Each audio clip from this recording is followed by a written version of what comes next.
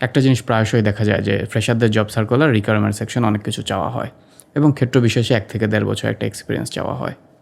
অনেকের মনে প্রশ্ন আসতে পারে একটা ফ্রেশার এত কিছু কীভাবে জানবে, আর 1 থেকে 1.5 বছর এক্সপিরিয়েন্স সে বা কোথা থেকে পাবে। সো আজকের এই ভিডিওতে আমরা এটা নিয়ে ডিসকাস করব। ভিডিওটা শুরু করার আগে আমি নিজেকে একটু সংক্ষিপ্ত পরিচয় করিয়ে দিই। আমি রেজাউর রহমান, একজন সিনিয়র সফটওয়্যার ইঞ্জিনিয়ার এবং টেক মেন্টর। আমি আমার এই চ্যানেলে সফটওয়্যার ইঞ্জিনিয়ারিং এবং ক্যারিয়ার রিলেটেড অ্যাডভাইস নিয়ে ডিসকাস করে থাকি। সো আপনার যদি এই জিনিসগুলোতে আগ্রহ থাকে আপনি আমার চ্যানেলটা সাবস্ক্রাইব করে রাখতে পারেন। তো চলুন মূল ভিডিওতে ফেরা যাক।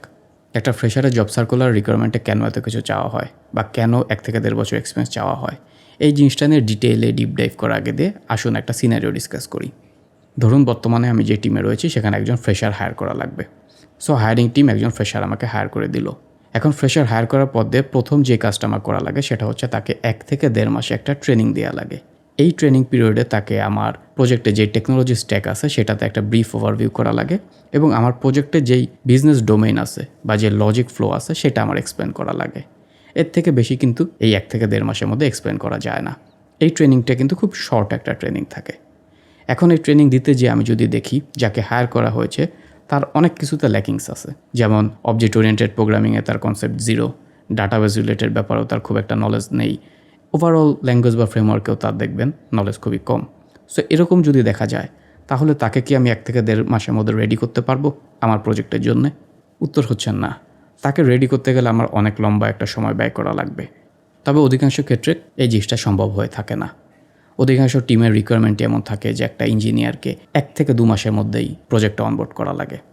তো সেই ক্ষেত্রে আমরা কিভাবে এই সিনারিওটা অ্যাভয়েড করতে পারি?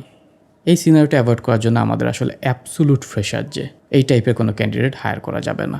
আমরা ট্রেনিং দিয়ে নিব ইনিশিয়াল ফেজে, ঠিক আছে, তবে যার একদমই জিরো নলেজ তাকে তো আর আপনি ট্রেনিং দিয়ে 2 থেকে 3 মাসের মধ্যে জব রেডি করতে পারবেন না। আইডিয়াল কেসে যেসব ক্যান্ডিডেট 4 বছরের একটা ডিগ্রিতে খুব একটা স্কিল গ্যাদার করতে পারে না তাকে 2 থেকে 3 মাসের ট্রেনিং দিলেও খুব একটা লাভ হয় না। এটা স্ট্যাটিস্টিক্যালি দেখা যায়। যেই কারণে জব সার্কুলারগুলোতে রিকোয়ারমেন্ট সেকশনে দেখবেন যেই পার্টিকুলার পজিশনের জন্য হায়ার করা হচ্ছে সেই পজিশনের জন্য রিকোয়ার্ড যে টেকনোলজিগুলো আছে সেগুলো মেনশন করা থাকে। তবে শুধু এই জিনিসটা করলে সমস্যাটা সমাধান হয় না।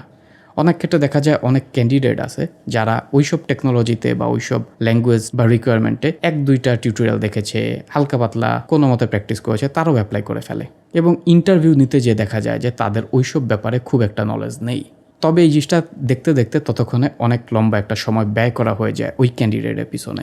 সাধারণত দেখা যায় যে একটা ইন্টারভিউ নিতে গেলে 1 থেকে 1.5 ঘন্টা ব্যয় করা লাগে এবং তার আগেও আরও কিছু প্রিলিমিনারি চেক আছে। ওভারঅল একটা ক্যান্ডিডেটের পিছনে একটা কোম্পানির 4 থেকে 5 ঘন্টা ব্যয় হয় হায়ারিং প্রসেসে। সো এই 4 থেকে 5 ঘন্টা ব্যয় করার পদ্ধতি যদি দেখা যায় যে ক্যান্ডিডেটকে আমরা ইন্টারভিউ নিচ্ছি সে আমাদের রিকোয়ারমেন্টের সাথে অ্যালাইন করতেছে না, তখন কোম্পানির অনেক পরিমাণ সময় এবং রিসোর্স খরচা হয়। এই জিনিসটা অ্যাভয়েড করার জন্য কোম্পানিগুলো করে কি, জব সার্কুলার আরও একটা জিনিস মেনশন করে 1 থেকে 1.5 বছর এক্সপিরিয়েন্স প্রেফার্ড। এখন এই 1 থেকে 1.5 বছর এক্সপিরিয়েন্স কিন্তু আপনার জব এক্সপিরিয়েন্স না। একটা ফ্রেশারের জব এক্সপিরিয়েন্স থাকবে না, সেটা আমরাও জানি। এই 1 থেকে 1.5 বছর এক্সপিরিয়েন্সটা হচ্ছে আপনার পার্সোনাল এক্সপিরিয়েন্স। আইডিয়ালি স্পিকিং কোনো একটা টেকনোলজিতে মোটামুটি বেসিক লেভেলে একটা নলেজ নিতে গেলেও 6 থেকে 7 মাসের কিন্তু একটা টাইম স্পেন্ড করা লাগেই। তার থেকে কম সময় যদি আপনি কোনো কিছু পিছনে ব্যয় করেন তাহলে এটা খুব সেফলি বলা যায় যে ওই টপিকে আপনার খুব একটা স্কিল নেই। সো আমি যদি আমার অ্যান্সারটা সামারাইজ করি, টেক সেক্টরে অ্যাবসোলুট ফ্রেশার বলে কোনো কিছু নেই। টেক সেক্টরটা হ্যাভিলি স্কিল বেসড একটা সেক্টর। সাধারণত এক্সপেক্ট করা হয় এই সেক্টরে একটা ফ্রেশারও মোটামুটি কিছু লেভেলের নলেজ নিয়ে আসবে, যাতে করে তাকে ইনিশিয়াল কিছু ট্রেনিং দিলে জবে অনবোর্ড করানো যায়। আর এই জিনিসটা এক্সপেক্টেড। আপনি 4 বছর একটা ডিগ্রি নিয়েছেন, অবশ্যই এই 4 বছর আপনি এনাফ টাইম পাবেন কিছু না কিছু স্কিল অ্যান্ড টেকনোলজি লার্ন করার জন্যে। তারপরেও যদি আপনি এই সময়টা কাজে না লাগিয়ে নিজেকে প্রিপেয়ার না করেন তাহলে সেটা আপনার জন্য রিয়েলি ব্যাড লাক। আইডিয়াল কেসে কোম্পানিগুলো আসলে এই টাইপের অ্যাবসোলুট ফ্রেশার ক্যান্ডিডেট প্রেফার করে না, যার কারণে তারা জব সার্কুলারে রিকোয়ারমেন্ট সেকশনে জব রিলেটেড টেকনোলজি মেনশন করে দেয় এবং 1 থেকে 1.5 বছর একটা এক্সপিরিয়েন্স প্রেফার করে।